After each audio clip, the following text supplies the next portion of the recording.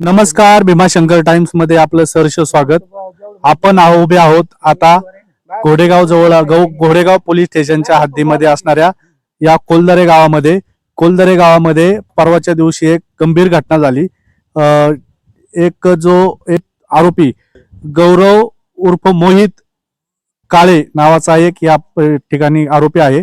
त्यांनी एका महिलेला या ठिकाणी उचलून आपटलेला आहे आणि त्या मारहाणीमध्ये त्या महिलेचा मृत्यू झालेला आहे. तर आपण त्यांच्या घरापाशी आहोत, आरोपीच्या घरापाशी आहोत आणि तेथील स्थानिक नागरिक आपल्या सोबत आहेत. स्थानिक नागरिक आपल्याला जी प्रत्यक्षदर्शी जे काय नाव तुमचं? सुधीर बाळशीराम काळे. सर, काय घटना झाली या भागामध्ये परवाच्या दिवशी? त्या महिलेला जो आपटून मारहाण झाली असे बोललं जात आहे. आपटून मारहाण झाली. तिला आहे ना पहिलं आपटलं तिला एकदा त्याच्यानंतर दुसऱ्या वेळेला तिला हे केलं, बेशुद्ध पाडल्याच्या नंतर परत तिला आपटलं आणि आपटल्याच्या पहिल्यापासून म्हणजे जी घटना झाली पहिल्यापासून कशावरून वाद झाला होता? त्या मुलाने त्यांच्या घराजवळ काहीतरी नैवेद्य ठेवलेला, ते दही भात, हळद कुंकू, म्हणजे तो उतारा वगैरे असतो ना, त्या पद्धतीचा त्याच्या घरात म्हणजे कंपाऊंडच्यात आणून ठेवलेला. त्याच्यावरून ते त्या दुसऱ्या एका बाईने बघितलं, भारती नावाच्या, तिने त्या सुमन वहिनीला सांगितलं असं असं त्रयस्थ व्यक्तीने पाहिजे. त्रयस्थ व्यक्तीमध्ये म्हणून ती फक्त विचारायला आलेली, असं काय केलंस म्हणून. मग त्यावेळी त्यांनी तिला मारहाण केली. काय मारहाण कसं काय? मग ते विचारायला आल्यामुळे मारहाण केली. ती त्यावेळी त्या महिलेसोबत कोण कोण होते? वाचवण्याचा प्रयत्न नाही केला? कोणीच नव्हतं इथे दुपारी. आम्ही पण घरामध्ये, ती महिला आली होती का? ती एकटीच आलेली. आम्ही पण घरामध्ये बसलेलो, बाहेर भांडण्याचा आवाज झाला म्हणून बाहेर आलो बघायला. तो तिला मारत होता. तोपर्यंत महिला व्यवस्थित शुद्धीवर होती का? नाही, शुद्धीवर नव्हती. शुद्धीवर नव्हतीच.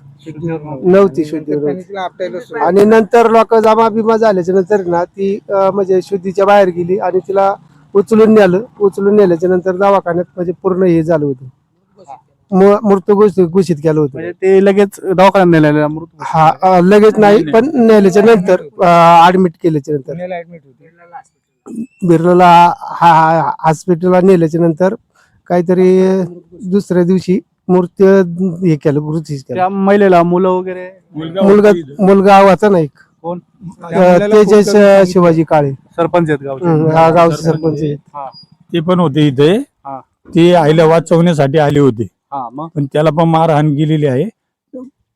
सुमन काळे जी त्याची आई आहे सरपंचाची, त्यांना मारहाण केल्यामुळे त्यांचे पती ते पण शिवाजी काळे ते पण उपस्थित असल्यामुळे त्यांना पण मारहाण केलेली आहे. त्यांना डोक्याला टाके पडलेले आहेत, त्यांना पण मारहाण केली. आमचे बंधुराज पांडुरंग काळे यांना पण हे सोडवण्यासाठी जात असताना त्यांना पण मारहाण केलेली आहे. आणि या व्यक्तीने या 4 जणांना, असा तो व्यक्ती एवढा मजबूत आहे की या 4 व्यक्तींना सुद्धा भारी पडलेला आहे.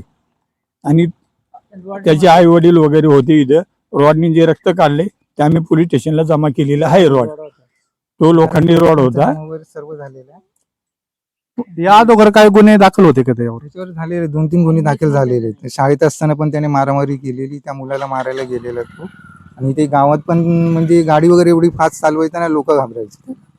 आणि ते आई वडील सांगतात तो थोडासा हे थोडासा मेंटल असेल, म्हणजे असेल. तो मुलगा बरोबर त्यांच्या घराजवळ जातो, त्यांच्या घरी तो सामान ठेवतो, परत गाडी एवढी फास्ट चालवत असतो. मग त्या मुलाला तुम्ही हे कसं करता? म्हणजे तो थोडासा डोक्याने कमी आहे असं कसं म्हणता तुम्ही? आणि एवढे तर काल त्या बाईला मारत होता, ते म्हणजे कुठेतरी असणार ना डोकं त्याचं. पण कोण म्हणलं असं कमी आहे किंवा काय? हॉस्पिटल मध्ये उपचार चालू होते? हा, उपचार चालू होते की नाही ते माहित नाही आम्हाला, पण ती लोक बोलतात थोडासा हे आहे म्हणून. काय तुम्ही पाहिली घटना ती? नाही, मी नव्हते त्या दिवशी, मी बाहेर होते. काय माहिती आहे तुम्हाला त्या घटनेबद्दल? त्या घटनेबद्दल मला असं म्हणजे माहिती का, त्या मुलाने म्हणजे तो काही सायको वगैरे नाही, तो चांगलाच मुलगा होता. हा, त्याने आमच्या घरापुढे ना उतारा ठेवला होता. तर ते विचारण्यासाठी फक्त ती महिला त्यांच्या घरी गेली. तर त्या मुलाने काही विचार न करता तिला असं धरलं, असं उचलून 2-4 वेळा जागेवर वापसा उचलू आपटलं त्याला. असं मला सांगतात ना, मी जेव्हा इथे आले ना तेव्हा मला सांगतात ना आजूबाजूच्या बायका वगैरे. तर म्हणजे मला त्याचे ना हे पण करता येत नाही. आणि असं रक्त वगैरे सांडलेलं मला फोटो दाखवले पोरांनी, असं रक्ताचे गठ्ठे गठ्ठे गठ्ठे कुठं आपटलं दाखव. इथं ओट्यावर. चला.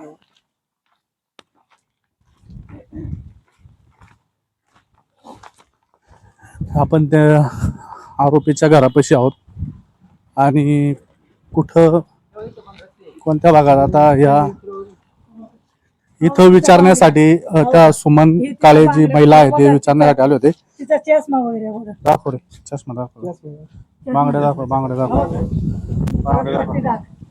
या ठिकाणी ब्लड सांडलेले काच दाखव चष्म्याची.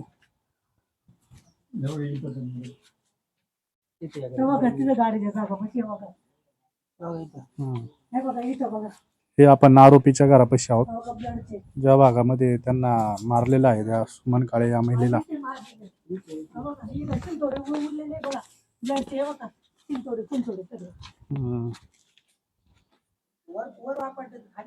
खाली असं वरून खाली असं आपटलं. कसं आपडलं?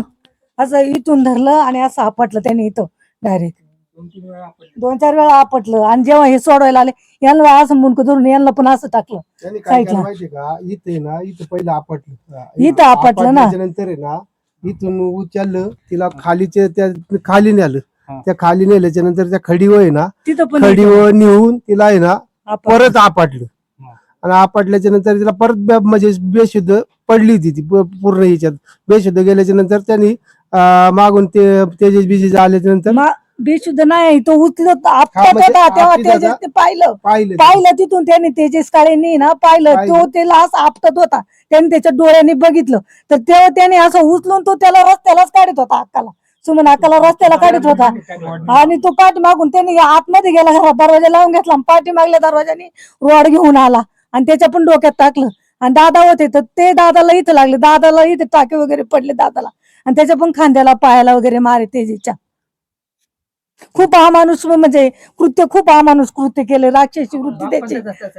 आणि त्याच्यानंतर पण माझ्या दुसऱ्या जावेला पण त्यांनी हे केलं, धमकी दिली, तुझा पण मुर्दा पाडणार म्हटला, तुला पण सोडणार नाही. त्याच्यानंतर त्याचे वडील आले, त्याचे वडील म्हटले सगळ्याचा खून करायचा, मर्डर करायचा, असं सोडायचंच नाही म्हटलं. मला तो म्हणतोय मला 2-3 खून केलं ना मला माफी, यांचं हेच करायचं, यांचा बिमोड करायचा, यांना ठेवायचं नाही, यांच्या घरातलं कोणाला जिवंत ठेवायचं नाही, यांचा बिमोड करून टाकायचा. काही ठेवलं नाही काय पुरावा पुरावा म्हणजे इथं इथे रक्त दोन्ही ठेवलेले कोणी धुतले ते? त्यांनी धुतले. तर ते गोडेगाव मध्ये गेले होते बाजारला, त्याच्या अगोदर ही घटना घडलेली आहे. ते आल्यानंतर त्यांनी बघितलं की आपल्या मुलाकडून असं कृत्य झालेले, ते झाकण्यासाठी त्यांनी धुवून वगैरे करून इकडे इथे पुरावा मिटवण्याचा प्रयत्न केलेला आहे. तिचा मोबाईल होता ना, तिच्याकडे मोबाईल होता, मोबाईल फेकून दिला, तिचा चष्मा फेकून दिला, लांब फेकून दिला, म्हणजे पुरावा तिचा सापडायलाच नको. तिच्या बांगड्यांचे काचेचे तुकडे बिकडे होते ते पण फेकून दिले पूर्ण, म्हणजे सगळा पुरावा त्यांनी नष्ट केला. कोणी केला नसतं? ते मोहितने आणि मोहितच्या आईने वर्षा काळे आणि नितीन काळे यांनी ना त्या सगळ्या गोष्टींचा पुरावा फेकून दिला, नष्ट केला, काहीच ठेवलं नाही त्यांनी. ज्या ज्या बाया आल्यात ना बघण्यासाठी, इथं ज्या बाया आल्या होत्या आणि पुरावा सांगण्यासाठी, तर त्या बायांना धमकी दिली त्यांनी का मी या बायांचं पण हे करू शकतो, खून करू शकतो, बायांक बघू शकतो. ज्यांनी ज्यांनी पुरावा दिलाय ना, ज्या बायांनी त्या बायांना मी हे करू शकतो, माझी अशी हे मिलिटरी म्हणून 4 खून करू शकतो, असं करू शकतो, धमकी देतो. त्यांना मी सोडणारच नाही म्हटला. त्याचा बाप काय म्हटला, जे पुढे आलेत ना, ज्यांनी माहिती दिली ना, त्यांना मी सोडणारच नाही, एकाकडे बघणार, मी त्यांचा जीवच घेणार म्हटला. या कोणाला पुढे यायचे ते या, मग लोक कशाला येतील ना सांगायला. लोकं येत नाही का सांगायला? येतात ना, येतात लोक येतात, लोकांचे काय कोणी काय लिंबू वगैरे ठेवून जातो न विचारता. असे कृत्य वेगवेगळे कृत्य होत राहतात. का असं करतो? काय आता आपल्याला माहित नाही त्या गोष्टी कशामुळे करतोय तो. त्याच्या घरातल्यांना ते माहिती असेल ना, त्याच्या आई वडिलांना, त्याच्या आजीलाच माहिती असणार ना तो काय हे असं करतोय. नाहीतर ते सांगत सुद्धा असतील ना त्यांना का तू असं कर, तू तसं कर. मागे यांना ग्रामपंचायतीत जाऊन मारलेलं त्यांनी. कोणाला? यांना त्याच्या वादावर, म्हणजे ते सुमन वहिनी त्यांचे धीर आहेत. त्यांना ग्रामपंचायतीत जाऊन मारलेलं. का मारलं होतं? काहीतरी किरकोळ वाद झालेला त्यावेळी. काय झालं होतं दादा? त्याला भिंत बांधलेली ना पाठीमागे त्यांची. हा. आणि आमच्या दरवाजापाशी भिंत बांधली त्यांनी. तर मी सहज म्हणलो त्याला, म्हणलं ही भिंत बांधली आणि तू हसतो आमच्याकडे बघून. आणि तो तिथे बसला आणि मी तिथे जाऊन बसलो का. हा. तू आला गपचिप एकटा, तू उघडा ना आकडा तिथं माझ्या इथं फाईट मारलं 2 हा. आणि पळून गेला परत घरी. तो आहे ना काय करायचं, तो मोहित आहे ना महिलांना बघून आहे ना खूप विचित्र चाळे करायचा. महिला कुणी दिसल्या ना आजूबाजूला तर खूप विचित्र चाळे करायच्या महिलांना बघून. तो घरात पण आणि बाहेर पण फक्त अंडरवेअरवर फिरायचा. अजून कोणीही सांगेल तुम्हाला. आपलं जांग्या घालायचं आणि फिरायचं गावात. असं जांग्या घालायचा आणि पूर्ण गावात फिरायचं. महिला आहे काय हे कधी बघितलंच नाही त्यांनी. असंच आपण म्हणायचं जाऊन दे पोरे, आपण म्हणायचं जाऊन दे पोरे, पण त्यांना लाज नाही वाटायची. आपल्याला लाज वाटून आपण घरात जायचं. माझं घर ते तिथंच आहे.